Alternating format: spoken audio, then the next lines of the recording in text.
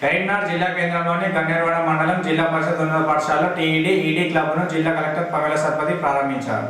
అనంతరం చిన్నారి ప్రతిభను వీక్షించారు. వారు మాట్లాడుతూ చిన్నారుల డెడీ క్లబ్ ప్రోగ్రాం ద్వారా ప్రభుత్వ స్కూళ్లలో విద్యార్థులు ప్రతిభను చాటాలని కోరారు.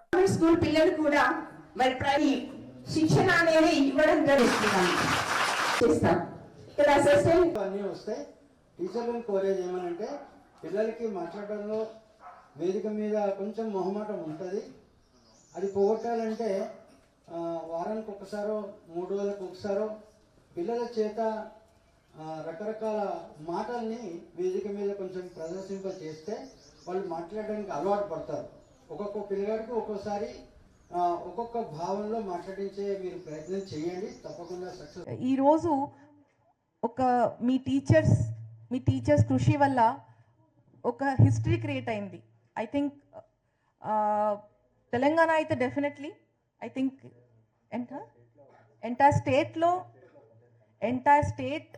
స్టేట్తో డెఫినెట్లీ ష్యూర్, కంట్రీ కూడా నేను చెప్పలేను. కానీ ఐ థింక్ మీరు ఒక government school which has a టెడెడ్ లైసెన్స్, ఏ ప్రభుత్వ పాఠశాలకి లైసెన్స్ అయితే లేదు.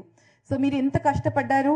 ముఖ్యంగా వసుంధర గారు, శ్రీనివాస్ గారు, రాజమౌళి గారు అండ్ ఇంతకుముందు ఇక్కడ టీచర్గా పనిచేసిన విద్యాధర్ రాజ్ గారు కూడా, వినేదా రాజ్ గారు కూడా చాలా కష్టపడ్డారు.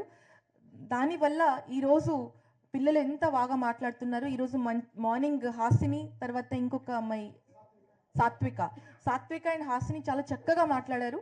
తర్వాత ఇక్కడ స్కూల్ లెవెల్ ఇనిషియేటివ్స్ మీరు ఏమేమి పెడుతున్నారు, ఏమేమి చేస్తున్నారు అది కూడా పిల్లలు చాలా చక్కగా ఎక్స్ప్లెయిన్ చేశారు.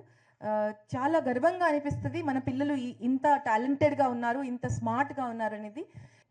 ఈరోజు కొంతమంది పిల్లలు మాత్రం దాంట్లో క్లబ్లో ఉన్నారు, కానీ చాలామంది పిల్లలు చేయగలుగుతారు. ఇది ఆస్పిరేషన్ ఉంది, వాళ్ళకి కెపాసిటీ ఉంది, ఎఫర్ట్ చేస్తే ప్రాక్టీస్ చేస్తే ఆ స్థాయికి వెళ్ళగలుగుతారు. సో డెఫినెట్లీ అందరూ కూడా ఎఫర్ట్ చేయాలి. మీ స్కూల్స్లో, ఇక్కడ మన జిల్లాలో అయితే అన్ని స్కూల్స్లో, హాస్టల్స్లో మనము సినిమాలు చూపిస్తూ ఉన్నాము. పిల్లలకి అంటే ఆ మనసాని మంచిగానే మోల్డ్ చేసే విధంగా సినిమాలు చూపిస్తున్నాము. సో అలాంటి సినిమాని చూసిన తర్వాత తప్పకుండా ఒక 10 నిమిషాలు కూర్చుని ఆ సినిమా నుంచి ఏం నేర్చుకున్నారు, ఏం నచ్చింది అనేది మీరు గమనించి తప్పకుండా ఒక నోట్బుక్లో ఒక 2 పేజెస్ అయినా, ఒక 3 పేజెస్ అయినా దాని మీద రాసుకోవాలి. అందరూ ఒక సినిమా గురించి పూర్తిగా రాసిన తర్వాత నెక్స్ట్ సినిమా చూపించాలి. అర్థమై